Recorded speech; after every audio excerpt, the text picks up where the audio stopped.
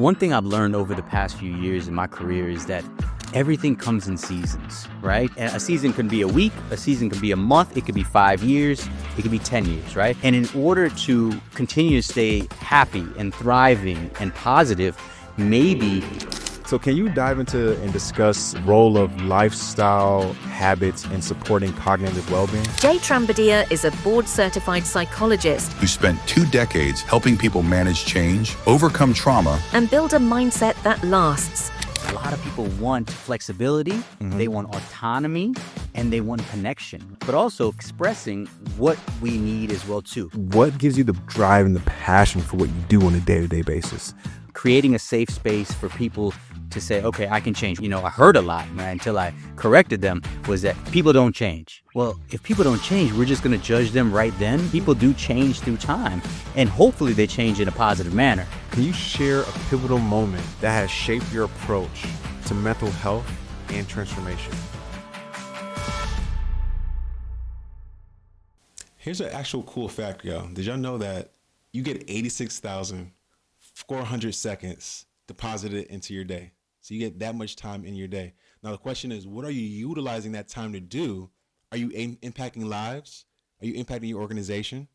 I always love to tell like entrepreneurs, Fortune 500 leaders, executives, what are you doing to help excel yourself, upskill yourself so you can be able to impact your organization on a day-to-day basis?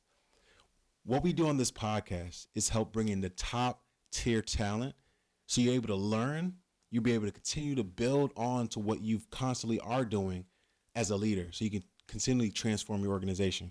The way you can help us do that, to bring in that top tier talent all the time, is to be able to subscribe down below. Because what that does, it allows us to continue to bring in those type of people that you want to hear. I'll see you in the episode. Your work emphasizes thriving through change. Can you share a pivotal moment that has shaped your approach to mental health and transformation? Well, there are a lot of changes that happened in my life, the changes that happen in everybody's lives. I'm sure in your life and your loved ones as well too. Kind of looking at different areas of change. One of the biggest impacts of my life was when I was in undergrad at the University of Georgia, and Hurricane Katrina hit my hometown of New Orleans. And although I was in the psychological field and practicing and studying psychology, I didn't really know the route to go. So I linked up with the American Red Cross at that time, and they had psychologists that were helping out with the crisis management.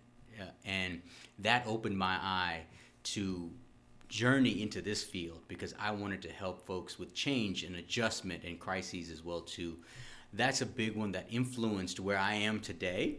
And I think that for all of us, however we view the pandemic of COVID in 2020, I think that moment changed a lot of people's lives. They got to see how our psychological well-being was being impacted by our social well-being and our biological well-being, right?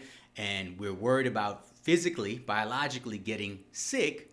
So psychologically, we were dealing with so many adjustments because of the social isolation that we were feeling, right?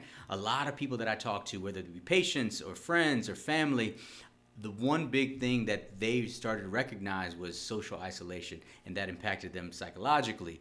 Biologically, right? Sleep was impacted. Sometimes unhealthy behaviors were impacted. So I think for us in this generation, looking back at it 5 years ago when we were dealing with those changes, however we viewed COVID, we still, unless you were there in 1918, right? Right. We had to adjust somehow. Yeah. Right? Whether that would be buying new lawn chairs to sit outside with neighbors, or downloading new apps to have house parties on the FaceTime at night with friends and family. We all had to deal with that change, and how we dealt with that change and how we coped with that change showed how successful we were in that stage of our lives. So. No, thanks for sharing that. I mean, that's when there's adversity that hits, and and things change, like these tariffs, right? trying to order me a Toyota GX 550, and it's like, man, it's about to get hit because it has a ship from Japan. So it's like, man, you got to pay. Anyways, when change happens, like people have to adjust. So it's unique to hear like how how people adjust and how those adjustments make a person change after the fact. So let's talking about changing after the fact. I mean, you talked about you from New Orleans. You talked about Katrina, how that impacted your life and your families and everyone around your community. What as you begin to grow up and get into your practices of what you're doing now, what gives you the drive and the passion for what you do on a day-to-day basis? From maybe what your family values, core values growing up, that has led you into what you do now today? Well, I think that, there are a wide variety of things, of values that I see in my field that come from my family as well too. And one of the biggest things that, we jump into the profession, the first thing they ask you in your first class in your graduate school program is, why are you here? I want to say 99% of the students in my class said, we want to help people. We want to lend a helping hand. And just thinking back, being a kindergartner and your friend was hurt on the field, and you lend a helping hand and you take them to the office to get stitched up, right? Right. And I always thought about that piece of helping people, and I wanted to know, how can I help people? So I always thought about those values of helping people, and I think that we tend to jump into helping people, take care of bruises and medical conditions, but the whole thought process is with you 24/7, right? And so I always think that we're always thinking, we're always doing, and we're always engaging in this psychological world that we live in, this mindset world, this mental world. So I think that the values that come with it also that I've developed through time was that giving grace as well to people. Right. And giving grace means that allowing them to help them change. I hear a lot from, I heard a lot until I corrected them, was that people don't change. Well, if people don't change, we're just going to judge them right then. If your best friend, was mean at age 12, he can't be your best friend at 15. People do change through time, and hopefully they change in a positive manner, right? And so I think my whole goal is, one, giving grace to people that are struggling, and building a platform for them to say, hey, this is your area that you can change in. Right. And creating a safe space for people to say, okay, I can change, whether that's changing jobs or dealing with a conflict in their interpersonal life, whether they're family or friends and so forth, or changing the way, they're living their world, right? So I've in early stages of my career, I was helping individuals with substance abuse. And the first thing that we said was, we were taught was, meet people where they are. Oh, that's good. Yeah, that's true. You always want to meet people where they are. And sometimes where they are is the past year, sometimes it's the past 5 years, but sometimes it's the past week, right? Right. And so I built a foundation in my practice, and the way my philosophy is of helping people is that, one, setting up a area, just think of it as a safe space where their goals, whatever they want to achieve, can be accomplished through change. And so helping people with substance use, they come in, they want to stop drinking as much, or they want to stop using the drug of their choice at that time, or opioids and whatnot. It was my job to, one, meet them where they are, show them empathy, and help them guide them through that change process. And at every moment, mentioning to them that they can change, because at a lot of times we hear that often, right? Oh, they ain't gonna change. Oh, they ain't gonna change. Oh, once this, they're always gonna be that, right? Right. When you have conflicts, relationship conflicts, when you're in high school or college, you hear, once a cheater, always a cheater, and I thought about that a lot. Like, we're just gonna judge them like that for the next 60, 70, 80 years of their life? That's who they are? I don't think so, right? And so we can always learn from giving that safe space and helping people change. I love that. No, thanks for sharing that, because people do change over time. That if you, and the folks that do want to change, but right? Like, you the first thing is you have to want to change, right? You got to want to change. It's just all voluntary, right? That has to be voluntary. Yeah. That's good. Nice. So, what honestly inspired your focus on psychosocial, and like that model of practice? So, years ago, like 50, 60 years ago, 70 years ago, they were practicing the medical model, right? Everything, if a disease was just the physical disease that were going on. And in the 70s, a lot of integrative medicine and people in healthcare started seeing that there's a connection here with the mental side, the psychological side, the physical side, and the social side as well too. And that just really, really hung up on me as well too, because there's so many connections between those. And nowadays, if you go to a good healthcare practitioner, they say above the neck correlates with below the neck, right? Everything is all in one. And it kind of shows when we are, let's say we're watching a scary movie, right? Even though it's a safe environment, we watch that scary movie, we get into that scary movie, we're starting to think like, run, he's got to catch you. What happens? Our heart beats faster, right? And so these are connected here.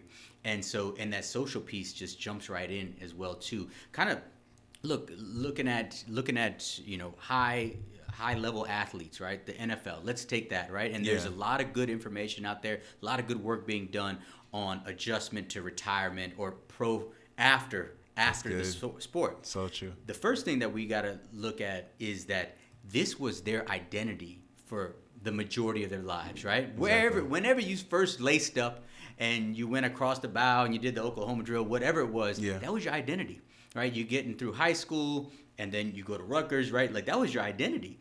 And then you move on to the NFL. Again, that's your identity. Even off the field, sometimes it's your identity as well too. You're doing a lot of good fundraising and charity work. And then when that time comes, whether that's, by choice, by unfortunate circumstances like injury or changes and so on and so forth, that's a big piece. Yeah. We have to look at that. When individuals stop playing, let's say in the NFL, they have this role change. Their role has changed, right? Yeah. And there's a lot of TV shows about it, right? There's Ballers and so forth. Like people changing. So that can lead, that one stoppage of role, their profession, leads them to kind of think like, oh, this is hard to adjust. I don't know what to do, and so on and so forth. So you have the social change of an NFL player moving on to psychological impacts of I'm bored, I'm stressed, I'm down, I'm sad, I'm depressed, which can lead to biological impacts of I'm eating unhealthy because I'm sitting on the couch now. I don't know what to do. I don't have training anymore and so forth. That can lead to substance use or unhealthy behaviors there. But it can also lead to sleep issues, right? When we're feeling so depressed and down, that can lead to sleep issues or taking, medications that we don't need to be taking and so forth. So just in that one example, all those three things interconnect. But if you flip the role and after you stop playing football in the NFL or at any point in that example, then if you adjust well using your resources, support system, think about how that can change you, right? Because then you can move into, I have a different purpose now. Yes. Right? And now you're happier in that purpose. And now socially you're good because now you have a different purpose socially, occupationally, and whatnot. Psychologically you're good because you feel happier and you feel like, okay, that transition, although maybe I didn't want to have that transition or maybe I planned that transition, I'm good where I am now. So your psychological well-being is pretty good. And then your biological well-being is good because you're going to start putting some impact on that as well too. Right. Whether that's exercising and continuing that and so forth, So I see it. That was the biggest example I saw of the biopsychosocial model coming together. That's thanks for sharing that. And breaking it down, like the foundation of it. I mean, that was a great example, by the way, too. Because like even when I think of folks that I've had conversations with, folks that have scaled their companies up to the hundreds of millions or billions. And another thing, so this is aside from sports, but it's like, when I scaled up my company, when I made my first 100 million, I got depressed. Okay, why is that? Right. What's causing the depression when because I can buy anything I want, so I feel like my purpose is kind of say, well, what were you doing it for? And what is some of your purpose or like your assignment? I'll call it what's your assignment in life? or are you just doing, because money, it's like great to collect it, but that shouldn't be what should be the driver. It should be something else. So what's your thoughts on that when it comes to, you gave the sport analogy. Let's go to like, hey, the business analogy. Mm-hmm. Hey, I scaled my company up to 1.6 billion, or I made my $100 million. And like, how do you control, like, keep your minds in a stable state? Or like you feel, some people say, I feel like I was God at that moment. It's like, but you're not. But it's like you felt depressed. So how do you solve that kind of issue from folks I've talked to? And it's crazy how many people have said that. Right. I recently saw something out there on the internet as well too, with Will Smith talking about that. When you made it to the top, like what more is there, right? And we can kind of feel down, and we can kind of feel enclosed as well too. And so kind of jumping off on what you're saying, for that high achieving person that achieved that, large amount of money, right? That wasn't their goal at that time, that they had a purpose, and then that was the result. One thing I've learned over the past few years in my career is that everything comes in seasons, right? Ooh, that's good. That's good. And my favorite season is football season, but I'm not talking about seasons like that. I'm talking about like a season can be a week, a season can be a month, it could be 5 years, it could be 10 years, right? For a parent, it could be 18 years, that season of their child living in the home. That's their season. And I think that in order to see, we've achieved that pinnacle. Yeah. And in order to continue to stay happy and thriving and positive, maybe we need to start changing our purpose in that new season of our lives, right? We can still be doing the same work. So now we're making more money if that's the scenario there, but what is that other purpose that we're having there? It might be mentoring, right? It might be training more people. It might be taking this company to different locations so other people get more access to it as well too, right? So I think finding a different purpose and understanding that the season of life, you've accomplished that already, but we can flip the script and add another season of life as well too. And it might be a different purpose to keep, but you have to find what is driving you in that season. Does that make sense? That makes complete sense. Yeah, that driving you in that season, and time changes. And time changes your seasons. You might be a great football coach from ages 30 to 40, and then things change, and you have responsibilities for children or community, and then you might take the same skills and move them to that.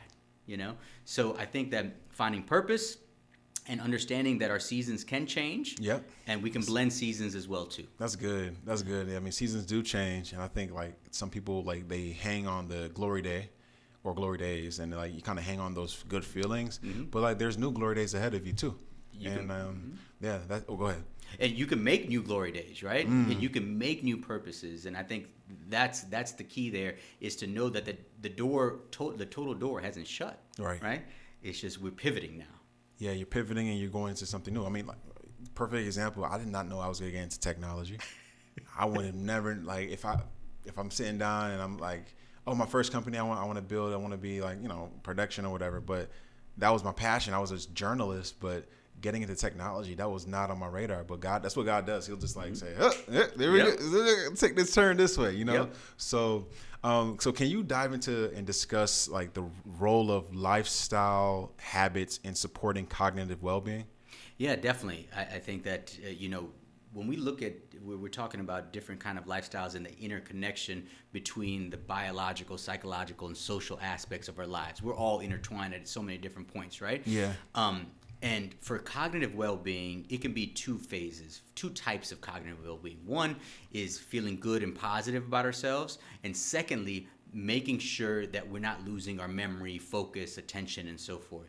But a lot of those kind of intertwine on what you can do to stay positive, right? From a biological perspective, try to eat the most nutritious food. Right. And it's not an everyday thing. It's finding balance, right? I always tell my patients, find a balance. Right, finding a balance. Like, if you go to New York, get you a slice, but just, don't order pizza for the next week when you come back home, right? So finding a balance with nutritious food, making sure that you're getting movement and exercise, right? A lot of people don't have the ability to go to a gym or exercise significantly like an athlete might, but getting movement is important, right? And this is like gardening season right now. So like gardening is a great movement, right? And it gives you some purpose as well too.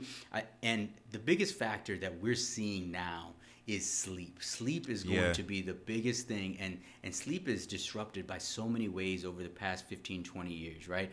Our busy lifestyles, and then we got a computer on our hip now, right? Yeah, right by our bed. Yeah. Right? So understand doom scrolling. Doom scrolling. And some of the stuff makes you laugh and so forth, but it's impacting our sleep, right? And because we're engaged, right? It's the blue light, but it's also the processing that we're doing, right? I was reading about, the other day about my favorite football team, and although I was excited and happy to read about that kept me up because I was thinking, oh man, what if he rushes for this many yards and this and that?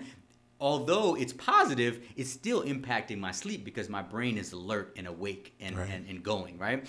And at night we want to kind of relax our brain. I always tell people, from the time you have dinner to the time that you want to be, sleeping, what are you doing in that time, right? It should be kind of focused on wind down routine as best as we can. So, yes, if you're trying to go to bed by 11 and dinner's at 7, then maybe around 9 o'clock, start getting into that routine. Nothing that's going to amp you up. Exactly. Right? That makes sense. So those three things I always think about when I think about cognitive well-being and continuing on. From a psychological perspective, problem solving, staying positive, and looking at the most likely scenarios and the best case scenarios instead of focusing on the worst case scenarios. Right. Focus on what you can do and what you can achieve, not what your limitations are. Understanding the limitations are important, right? We want to understand those, but we want to kind of move forward on the things that we can do from a psychological perspective. That will keep our positive mind frame and mindset going. And then what I always kind of go back to, I grew up in a community. It takes a village kind of thing, right? Yep, same. And whether that's with my family, my friend circle, with my neighborhood, my school, teachers, mentors, principals, whatever, I think social connection is going to keep us going for a very long time if we continue to do that. And knowing that social connection is a few things nowadays in 2025. It's the social connections on the phone, right? But knowing that should supplement the real life things that are happening, right? So social connections could be a nice group text, right? Like, that's true. That's true. That's a great social connection. Talking to people over the phone, meeting with people and all that. I think that social connection keeps us going. And if we think about it, think about the good feelings we have when we connect with people that we enjoy, right? We're talking, we're engaging. So our mood is increased, is enhanced, but also our brain functioning of thought processes and diving into things, problem solving, thinking, responding, that's all going. So you're basically connecting all these dots without even knowing it, and you're having a good time. So it's like doing a puzzle, a crossword puzzle. You hear that a lot when people are experiencing things like dementia, like, hey, let's make sure you're doing puzzles and crossword puzzles. But social connection gives you that too, naturally. Right. They do. Right? I tell my family all the time, there's nothing more I like than sitting down and watching a game and discussing the game while it's going on. Why didn't he pass it that way? What were they running? Because it keeps you engaged as well too, and you're having fun, right? So kind of doing all that to help that cognitive well-being. No, it makes complete sense. I mean, yeah, because you don't want, like, one thing that has come up was critical thinking getting lost with, like, social media and also ChatGPT, because you're not getting a chance to it helps a lot. Trust me, ChatGPT helps a lot. But when you come down to like, hey, let me think of an idea, and you're like, man, I can just type in ChatGPT or Gemini or DeepSeek. Right. I don't know whoever you. Hey, DeepSeek. So it's just interesting to see, what's your thoughts on critical thinking, and then also I'm gonna tie it into this next question on like common signs of workplace anxiety and how organizations can best, address this issue that happens in the workplace. So those two questions. Yeah, no, definitely. I think that for critical thinking is huge. And look at livelihood and humanity, right? Critical thinking got us the things that we needed to get, right? Critical thinking's invented the wheel and invented all these different things. It was people that critically thought and found a problem and try to fix that problem, right? We wanted connection, so internet, and how do we do that? We wanted connection through. I remember when FaceTime came out, I thought it was the best thing ever. I'm like, oh, we don't have to call, we can see their face and see what they're doing, right? Those are critical thinkings by some folks out there that were doing that in that tech world. So I think that we still want to critically think, but we also want to connect and use each other's ideas to kind of, spark another idea that you may have, right? And that's what human connection does, right? So, and we all know that we have challenges and we have strengths. And so we can't achieve critically if we don't use each other as well too and work together. I think that's a big thing. Yes, critically think, and then like we always say, we want to get feedback from X, Y, and Z, right? So you get feedback because they're looking at it from a different perspective, right? If you go on a website and you might notice a few things, but somebody else might notice different things. That's true, right? Yeah. So that's why I think critical thinking and that connection between critical thinking is important. And then kind of jumping off to workplace anxiety, and this has been big over the past 5-10 years. We see this more often in big companies, smaller companies as well too. I think that we have to take an approach from a leadership standpoint, but also a stakeholder standpoint as well too, right? The leadership standpoint, it should always start with empathy, trying to put yourself in somebody else's shoes, doing your best job to do that, right? We might not be perfect at it, but trying your best. Two things happen then. One, we can see through their lens, but two, that other person recognizes that you're trying your best to kind of empathize with them, right? And so I think the leaders, as leaders, we want to kind of first meet them where they are and kind of figure out what is going on here, right? Like what is the main issue? Is it a solo issue? Is it a bigger issue as well too? And one of the things that the research is showing now is that wellness initiatives are really helpful, right? Yeah. Yoga is good, all that is good. But we also want to listen to where they are, right? And I think that a lot of people want flexibility, they want autonomy, and they want connection, right? And working together. So I think that we want to first from a leadership standpoint look at that, but also from a stakeholder standpoint, actually expressing what we need as well too. But the leaders need to create that safe space for that. They need to have a vulnerable space. Like, hey, bring those ideas forward. There's no ramifications for that. Right? And creating that safe space is very important. And them being vulnerable, right? When your leader says, oh man, it's been a tough week this week, you feel like, oh, somebody understands me now. Like, I get it. Finally. Finally, somebody gets it now. So kind of creating that same space with compassion as well. And a lot of new things that are coming out is wellness led by the stakeholders. So the peer-to-peer wellness. So support groups, whether that's virtually or in person. Different types of exercise groups are coming out with big companies as well too. Outings, right? And we always see this, there's this meme out, right? Like, hey, we made the company $1 billion.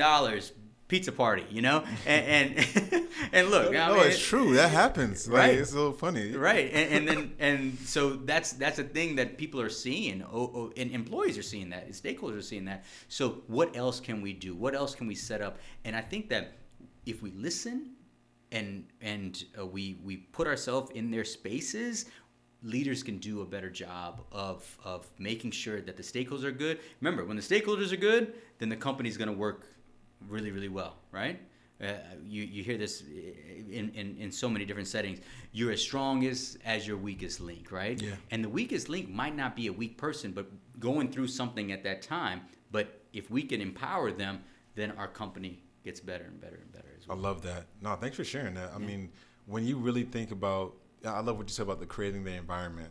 Like, you got to create an environment so for the employees to have success in, because they have something called it's like a new term that's coming about for the future of work, where they're changing the environment. I think Google does a great job of this already, but most companies in their offices are going to change up in this sense too. So similar to like you're at the beach or you're at a specific place, or your office feels like home.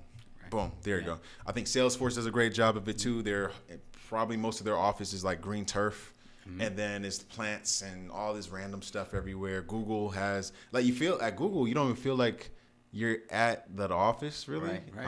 Unless you go to the office area. But it's like most of the office is made to feel like you want to stay there longer. And that's how they think. And then Facebook does the same thing. So I think a lot of these offices are being built to keep folks there, which is a good thing to get more work done, but also it creates like a friendly environment. Like they have went to Google and they had a room to help you create music, like instruments, all this stuff. Like you can create your own beats. Some people create their own albums. Like they got massage rooms. They got like everything's already instilled. So I know they get it. Yes. But I know some other companies don't really even like look at. They're like, this employee well-being initiatives.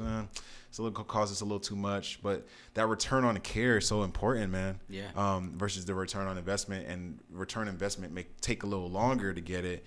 As Elliot Glass from Amazon said on one of our interviews, like it's gonna take a little bit longer, but you're gonna get the return. It just takes a little. Like it's hard to show the metric of each individual person of how they're feeling today. Yeah.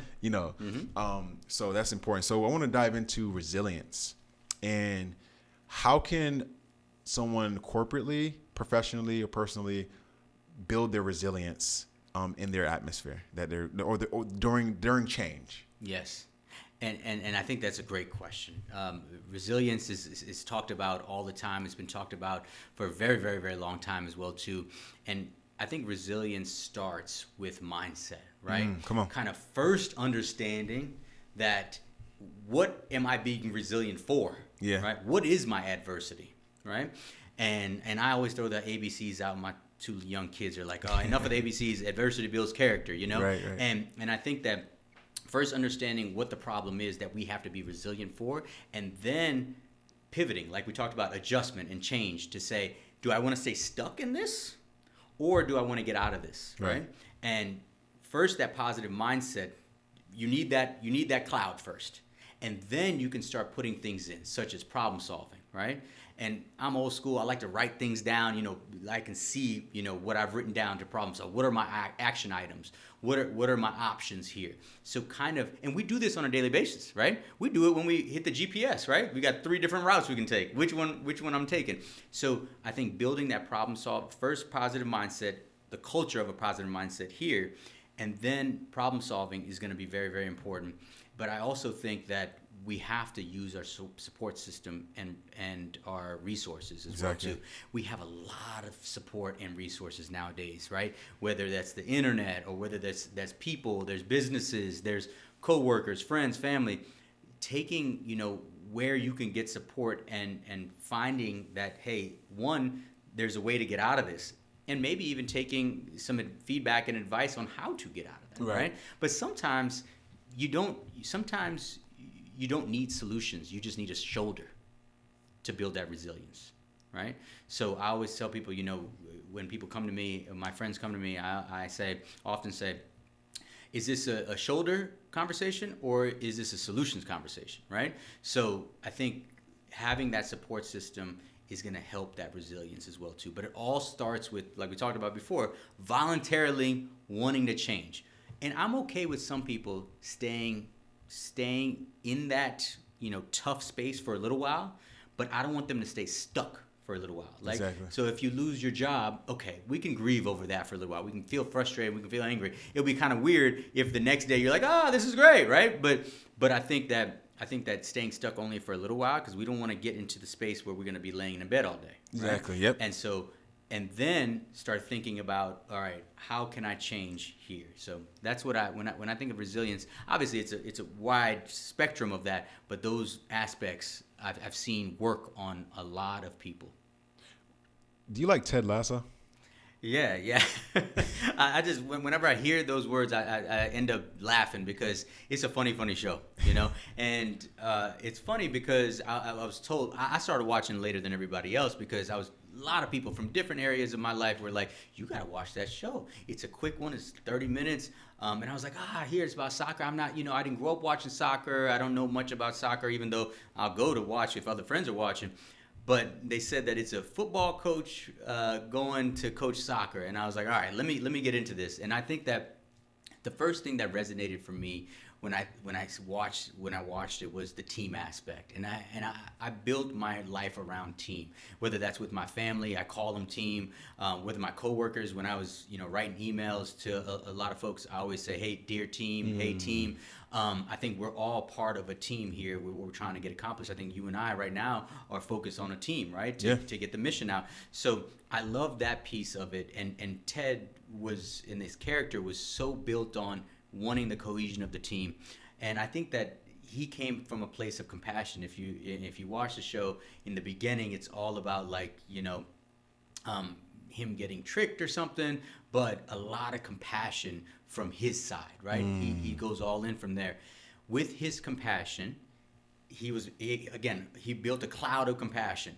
When you have a cloud of compassion, you're putting yourself in other people's shoes. You're being empathic. Right. You're meeting people where they are. He started building connection, right? Whether with him and solo types of relationships, but he also wanted to see the whole team come together with connection, right? And I think that those are the values that we're talking about, right? Connection, compassion, team, and bringing people together. And that was his whole goal for that. And then he had the whole sign of believe, right? Which is very important for resiliency, like we talked about.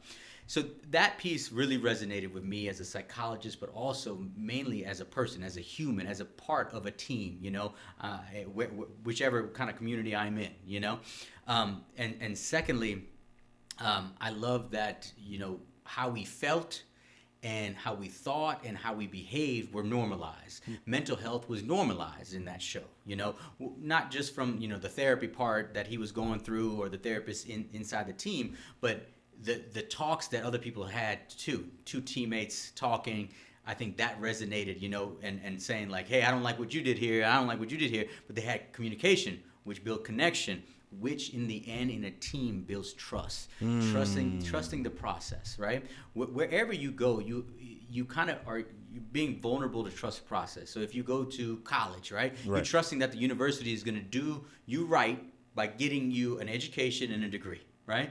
And for children, they trust that my parents sending me to school is a good thing, right? You wouldn't send me there if it wasn't good, right? So I think what Ted did in that show was making everybody believe the process as well too. Like my intentions are good for you. I love that. No, thanks for sharing that. I gotta go watch the show myself. I've seen him everywhere, but I just haven't watched the show. It's kind of weird. Like I've seen him on advertisements. I see him like, I watched Ted Lasso, but I just never. So now I'm gonna get a chance to look at it now. And like you actually inspired me to watch it now. Yeah, well, and I think that you're gonna like it because you're gonna be seeing it from so many different lenses, right? Not just the athlete lens, not just the family member lens, the team lens, but you're gonna see it from so many different angles and how different people are feeling in the show. You might not like a character, but you're gonna understand what they're feeling, right? Because we're all human. It's the human effect. I love that. Thanks for sharing that. Yeah. So before we close out, there's that white envelope on the table. Before we get to that, two quick questions. What are some of the top books and resources that everyone that's listening can find that you would recommend for them to read? And then how do you take care of your mental health? All right, great 2 questions. A few that pop up in my head right now, obviously for change and taking small steps to change, and I think that's the way we should do it. Gradual change is the most effective, it seems like, from the research showing as well too.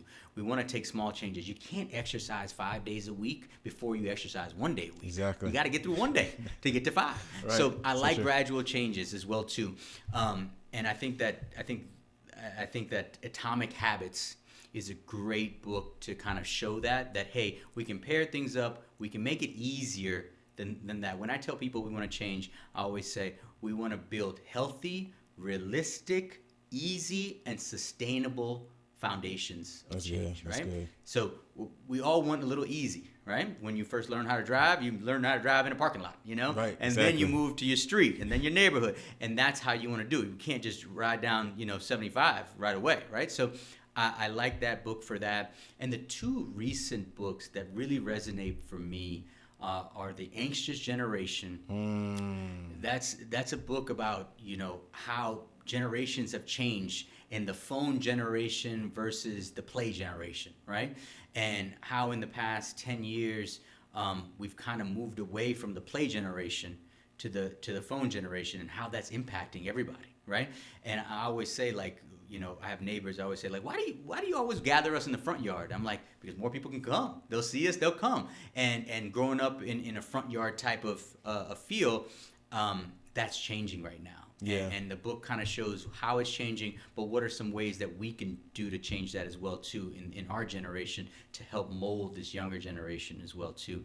I think that's one. And then this other book I'm reading is called Of Boys and Men. And it's about how, although we've empowered so many people in our lives, recently what we're seeing is not uplifting boys to become men, and how boys have changed and where their limitations and their challenges lie as well too, and how us as a society can help them and how we can help them mold them into healthy, functional, loving, compassionate teammates of the world, of men in our society. So those two hit me a lot. Being a parent, I think about those as well too.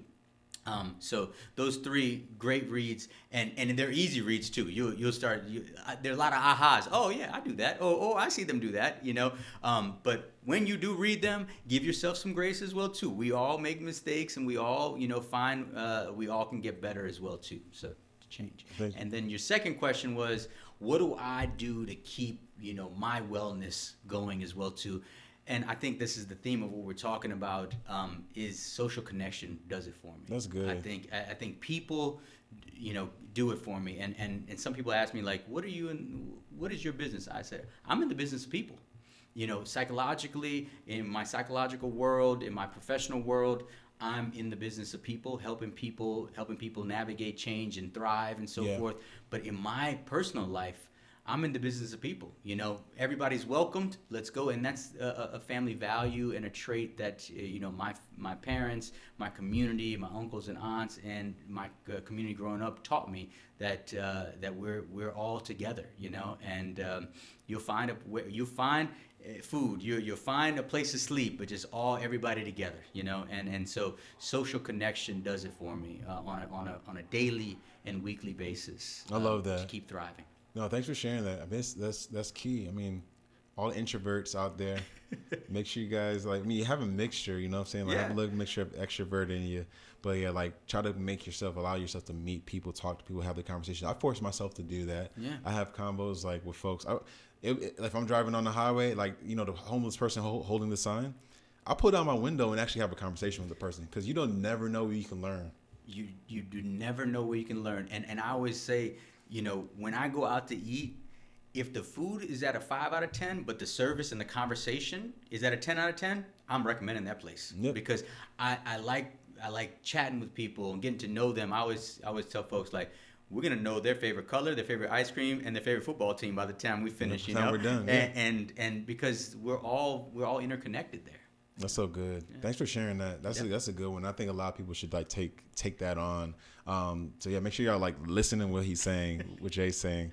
So when it comes to this white letter, the envelope letter on the table, our tradition on this podcast is we basically, the person that was before you answered a question from somebody else, then they wrote a question to write to you. Okay. Right now it's your turn to read the next question.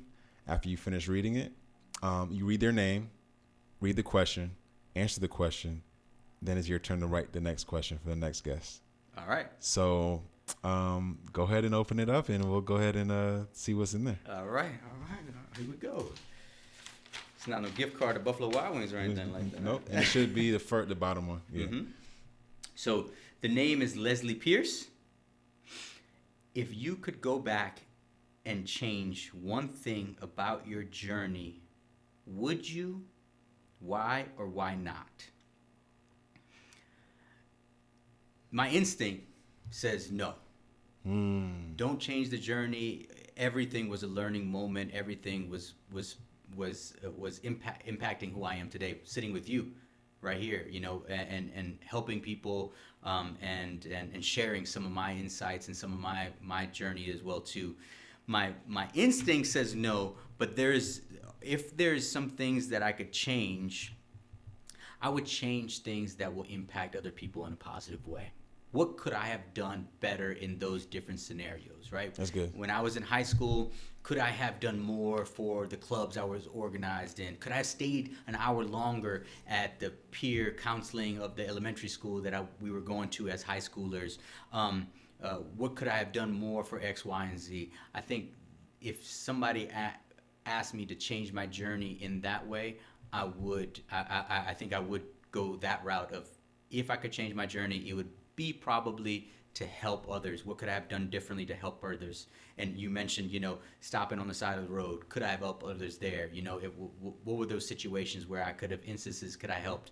But overall, when I look at my journey and look at my life, I'm blessed to be here. I'm blessed to talk to you. I'm blessed to help people on a daily basis. And I hope this talk and our conversation helps tons of people more as well too down the line. 100%. Thank you for answering that. I know you just never know what you're going to open up and see in there. Right. So I'm glad that you got a chance to answer her question.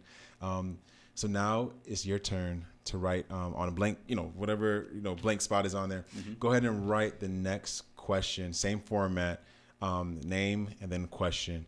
And then that's pretty much it. And before we have you do that, is there anything else you would like to say before we close out?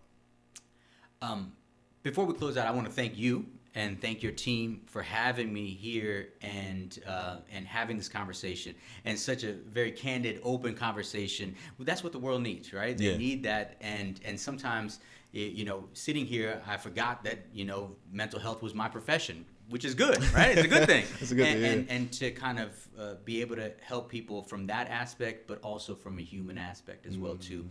So thank you for allowing me to be here. And thank you for what you're doing and your team is doing from a wellness standpoint, from all different angles. I think that this company, I look at Risewell and I see the trajectory and the positivity that's going to help not only people in the world, but my field as well too, right? In the psychological and mental health world as well too. So keep doing what you're doing. Yes, sir. And we can tell you're a linebacker, because linebackers are the ones that make things move, So left, right. Yeah, you gotta go. You're the smartest man on the field, So I appreciate you. Thanks for the kind words, and just keep pushing forward on everything. Where can people find you? They can find me on social media. They can find me on LinkedIn. It's Dr. J Trambadia, DrJayTrambadia. And you can use that to find me on Instagram, Facebook, LinkedIn, and that's my website as well too, drjtrambadia.com. And please, at any point, reach out. If I don't know the right answer, I will find the resource for you, and I will make sure that you get to the right place. So we'll definitely work on that. But definitely reach out at any point. Never too busy to help people. We appreciate you coming on today. It's your turn. All right. To write the next question. Thank you. Yep. So, folks, you got a chance to see Dr. J Trambadia dive into some really deep aspects of mental health and understanding exactly where we need to be in our mental health, especially like we talked about doom scrolling. We talked about breaking through resilience. We talked about biopsychosocial, which is I need to dive into that term a lot more, but definitely dive into so many different areas that we need to focus on. And I feel like mental health sometimes get put on the back burner, but it actually affects you long term if you don't pay attention to it. So just like we were talking about earlier with some of the with different other guests on other episodes, where it's like, hey man, like if we don't take care of your people internally on a well-being initiative side, or just overall, it's gonna cost you more in the back end. You're gonna pay. People are going to be frustrated and leave work, or you're going to pay out a severance, or you're going to get folks that don't want to be at work anymore. So you're going to pay out in the long term. So just make sure you're taking care of your folks. Make sure you're taking care of your overall mental health, your personal self, and make sure that you're being an innovator. You're going to the next level with things. So thank you so much. Jay definitely came in here and brought some real heat in regards to the mental health side, and I want everyone to make sure you go look him up and make sure reach out to him to get the help that you feel that you need, and even to help increase and improve your business on change management side and beyond. So Jay, thank you again. Thank you so much, and we appreciate you. Thank you so much. That's it.